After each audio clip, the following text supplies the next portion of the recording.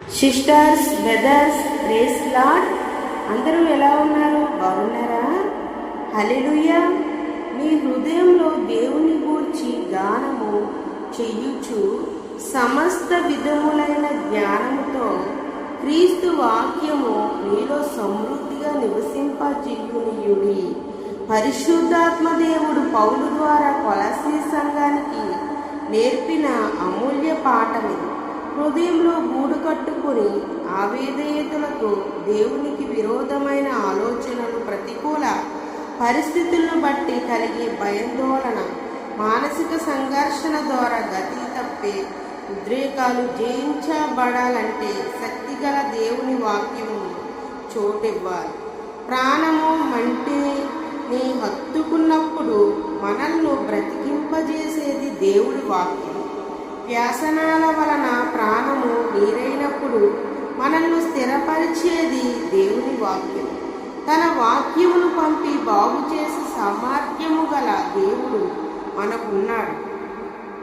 Bible సంరక్షణగా క్రైస్తవులకు మరి దేవుడు ఇచ్చిన వంటి గొప్ప బిరుదు ఏంటంటే ఆయన చాలా ముద్దుగా అభినందించారు. ఏమని అంటే, వీళ్ళు భూలోకమును తల్లకిందులు చేసేవంటి క్రొత్త నిబంధన జనులు అని అభిమానించారు. నేటి క్రైస్తవులు మరి పదవుల కోసం, పథకాల కోసం, రిజర్వేషన్ల కోసం, హక్కుల కోసం రాజకీయ నాయకులు కాళ్ళ దగ్గర తల్లకిందులు తపస్సు చేస్తున్నారు. చాలా విషాదం. నిజమైన వంటి క్రైస్తవులు 4 విషయాలు గుర్తుపెట్టుకోవాలి.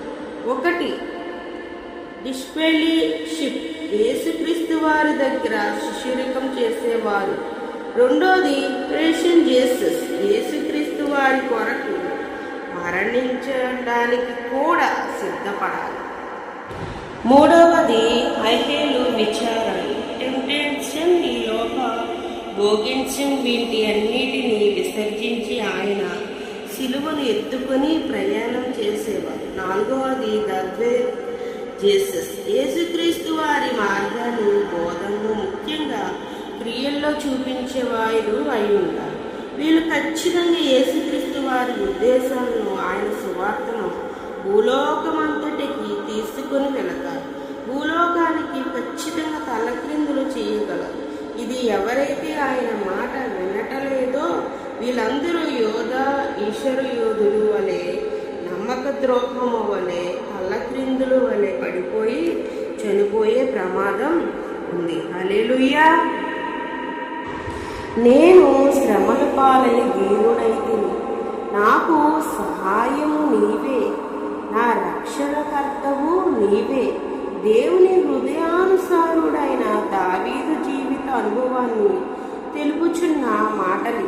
నిత్య జీవితంలో మనం ఎదుర్కొనే శ్రమలు 2 రకాలు. అవిధేయత ద్వారా మనం కావాలని తెచ్చుకున్న శ్రమలు. 2, దేవుని కొరకు బ్రతుకుచున్నప్పుడు లోకం నుండి ఎదుర్కొనే శ్రమలు. శోధనలు, శ్రమలు మనము దివ్యత్వ అనే దేవుని పాఠశాలలో కూర్చోబెడతాయి. అక్కడ పరిశుద్ధాత్ముడే మన ఉపాధ్యాయుడు. దేవుని పాఠశాలలో దీనత్వాన్ని నేర్చుకున్నవాడే అసలైన విజేత. సమస్తమునకు జీవధారకుడైన క్రీస్తు ప్రభువు దివ్య చరణాలను తాకి నిరాశ నిస్పృహను జయించడమే ఉత్తీర్ణత సాధించడం. హల్లెలూయా.